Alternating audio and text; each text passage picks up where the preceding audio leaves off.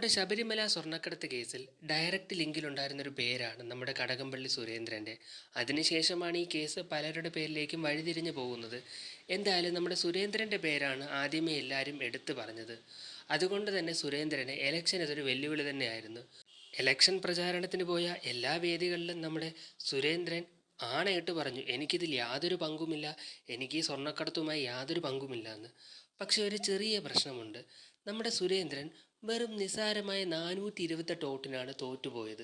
ശബരിമല സ്വർണ്ണക്കടത്ത് കേസിനെ പറ്റി ആദ്യം തൊട്ടേ അറിയുന്ന വ്യക്തികളാണ് നിങ്ങളെങ്കിൽ ഈ 428 എന്ന് പറയുന്ന സംഖ്യ നിങ്ങൾ പലയിടത്തും കണ്ടിട്ടും കേട്ടിട്ടുമുണ്ടാകും. എന്തായാലും നമ്മുടെ കടകംപള്ളി സുരേന്ദ്രനും നിർഭാഗ്യവശാൽ തോറ്റുപോയത് വെറും 428 വോട്ടിനാണ്. ദൈവത്തിൻ്റെ ഒരു കളിയെ, ഈ 428 എന്ന് പറയുന്ന സംഖ്യയ്ക്ക് ഇത്രയും വലിയൊരു വാല്യൂ ഉണ്ടെന്ന് നമ്മുടെ സുരേന്ദ്രൻ ഇപ്പോഴായിരിക്കും മനസ്സിലായത്.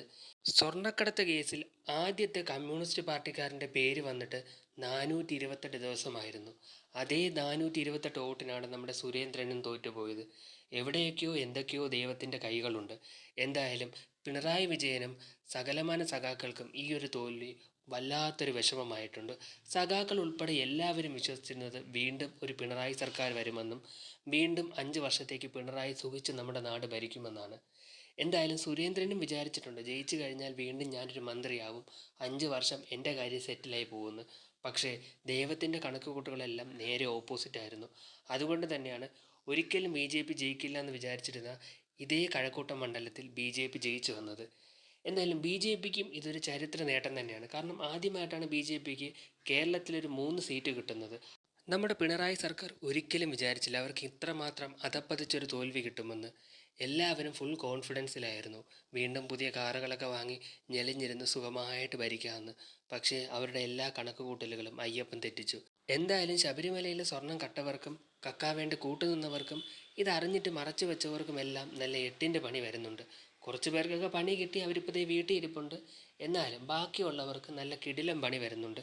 കാരണം ഈ 428 നിന്ന് തന്നെ നിങ്ങൾ മനസ്സിലാക്കിക്കൊള്ളണം, ദൈവമുണ്ടെന്നും ദൈവം തീർച്ചയായിട്ടും നിങ്ങളെ ഈ ദിവസങ്ങളെല്ലാം നല്ലപോലെ ഓർമ്മിപ്പിക്കുമെന്നും. കടകംപള്ളി ഒരു ദിവസമെങ്കിലും ചിന്തിച്ച് കാണത്തില്ലേ ഈ ഒരു 428ൻ്റെ വിലയെപ്പറ്റി?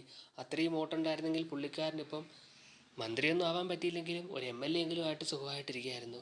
കമ്മ്യൂണിസ്റ്റുകാരുടെ മികച്ച ഭരണം കാരണം ആദ്യം തിരുവനന്തപുരം കോർപ്പറേഷൻ BJPക്കാരുടെ കയ്യിൽ പോയി.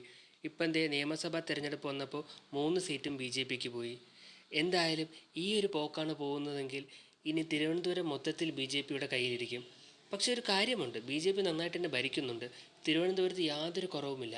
കമ്മ്യൂണിസ്റ്റുകാർ ഭരിച്ചിരുന്നതിനേക്കാളും ഏറ്റവും മികച്ച രീതിയിലാണ് BJP തിരുവനന്തപുരം കോർപ്പറേഷൻ മുന്നോട്ട് പോകുന്നത്. അതുപോലെ തന്നെ ഇപ്പോൾ നിയമമാണെങ്കിലും കഴക്കൂട്ടമാണെങ്കിലും നല്ല രീതിയിൽ മെച്ചപ്പെടും എന്ന കാര്യത്തിൽ യാതൊരു സംശയവുമില്ല. നമ്മുടെ കടകംപള്ളിയായിട്ട് ലിങ്ക് ഉണ്ടായിരുന്ന എല്ലാവരുടെ അവസ്ഥയും ഇതുതന്നെയാണ്. നമ്മുടെ ശിവൻകുട്ടിയെ തോറ്റു വീട്ടിയിരിക്കുന്നു.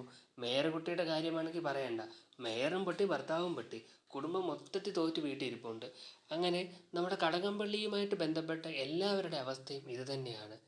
എന്തായാലും നമ്മുടെ സഖാക്കൾക്ക് അയ്യപ്പൻ നല്ല വൃത്തിയാ പണി കൊടുക്കുന്നുണ്ട്, അതിൽ യാതൊരു കുറവുമില്ല. നമ്മുടെ പിണറായി വിജയൻ്റെ കാര്യം തന്നെ നിങ്ങളൊന്ന് ആലോചിച്ച് നോക്കൂ. നമ്മുടെ വിജയൻ സഖാവിൻ്റെ കാര്യമാണ് ഏറ്റവും വലിയ കോമഡി. 10 വർഷത്തോളം രാജാവിനെ പോലെ കേരളത്തിൽ അങ്ങോളം ഇങ്ങോളം 30 വണ്ടി പോലീസിൻ്റെ എസ്കോർട്ടിൽ വളരെ എൻജോയ് ചെയ്ത് ഫാമിലിയായിട്ട് കറങ്ങി നടന്നൊരു മനുഷ്യൻ ഇപ്പോൾ ദേ കയ്യിലെ പവർ പോയി, ഭരണം പോയി, സർക്കാരില്ലാത്തൊരവസ്ഥ തന്നെ എത്തി. നമ്മുടെ കേരളത്തിൽ സഖാക്കളെല്ലാം ഇല്ലാത്തൊരവസ്ഥയിലോട്ടാണ് പോയത്.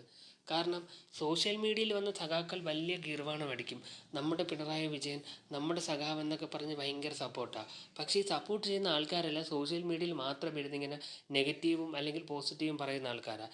ഇവരാരും ഇലക്ഷന് പോയിട്ട് വോട്ട് ചെയ്യത്തില്ല. അങ്ങനെ ചെയ്തിരുന്നെങ്കിൽ ഇപ്പോഴത്തെ UDF ഇത്രയും വലിയ വമ്പിച്ച ഭൂരിപക്ഷത്തിലൊന്നും ജയിച്ചു തരത്തില്ല. അതുകൊണ്ട് തന്നെ ഈ സഖാക്കൾക്ക് ഒന്നുകിൽ അവന്മാർക്ക് ബുദ്ധിയില്ല, കാരണം ഫോണിലിരുന്ന് മാത്രം സപ്പോർട്ട് ചെയ്യുന്നൊരു ടീം. ഇലക്ഷൻ വന്നു കഴിഞ്ഞാൽ ബൂത്തിൽ പോയി വോട്ട് കൊടുക്കാനും അവർക്ക് ആർക്കും വയ്യ. ഫോണിലിരുന്ന് കണ്ടവർ നെഗറ്റീവ് പറഞ്ഞു കഴിഞ്ഞാൽ അവരെ പോയി ചീത്ത വിളിക്കാനും അല്ലെങ്കിൽ അവരെ പറ്റി മോശം പറയാനും മാത്രം അറിയുന്ന ഒരു കൂട്ടർ. ഇലക്ഷൻ വന്നു കഴിഞ്ഞാൽ എവറ്റുകൾ ഒന്നിനെയും പോളിംഗ് ബൂത്തിൽ കാണാറില്ല. എന്തായാലും സഖാക്കളുടെ കാര്യം വലിയ കഷ്ടം തന്നെയാണ്. ഇങ്ങനെ പോയി കഴിഞ്ഞാൽ ഒരു 5 കൊല്ലം കൂടെ കഴിഞ്ഞാൽ നമ്മുടെ നാട്ടിൽ സഖാക്കളൊന്നും കാണാൻ പോലും കിട്ടത്തില്ല. എന്തായാലും നമ്മുടെ പിണറായി വിജയൻ തന്നെ കേരളത്തിന് അത്യാവശ്യം മികച്ച രീതിയിൽ ഭരിച്ച് മുടിച്ച് ഖജനാവ് കാലിയാക്കി വെച്ചിട്ടുണ്ട്. അതിൽ നിന്നും UDF എങ്ങനെയാണ് ഭരിച്ച് മുന്നേറുക എന്നുള്ളത് ചിന്തിക്കാൻ പോലും പറ്റാത്ത കാര്യമാണ്. കാരണം നിലവിൽ KSRTCക്ക് പോലും 16 കോടിയോളം കടമുണ്ട്. എന്നിട്ടും UDF സർക്കാർ എടുക്കുന്ന റിസ്ക്കാണ് സ്ത്രീകൾക്ക് ഫ്രീ ആയിട്ട് ബസ്സിൽ യാത്ര ചെയ്യാൻ പറ്റുക എന്നത്. പക്ഷേ ആ ഒരു സംഭവം വിജയിച്ചു കഴിഞ്ഞാൽ നിങ്ങൾ ആലോചിച്ച് നോക്കണം UDFൻ്റെ പൊട്ടൻഷ്യൽ എത്രമാത്രമാണെന്ന്.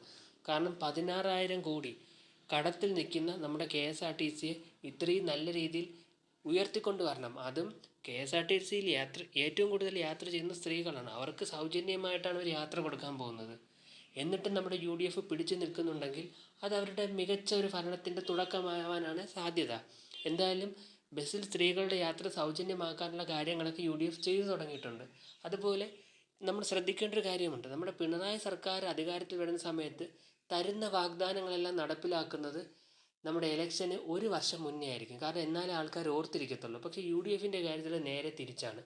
അവർ വന്ന് കയറിയപ്പോൾ തന്നെ പറഞ്ഞ കാര്യങ്ങളൊക്കെ ഓരോന്നായിട്ട് ചെയ്യാൻ തുടങ്ങിയിട്ടുണ്ട്.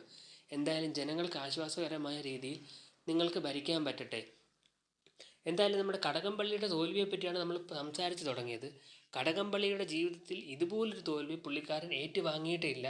അതുമാത്രമല്ല നമ്മുടെ 428 പറയുന്ന സംഖ്യയുടെ വാല്യൂ ഇപ്പോഴാണ് നമ്മുടെ കടകംപള്ളി സുരേന്ദ്രൻ മനസ്സിലാക്കിയത്.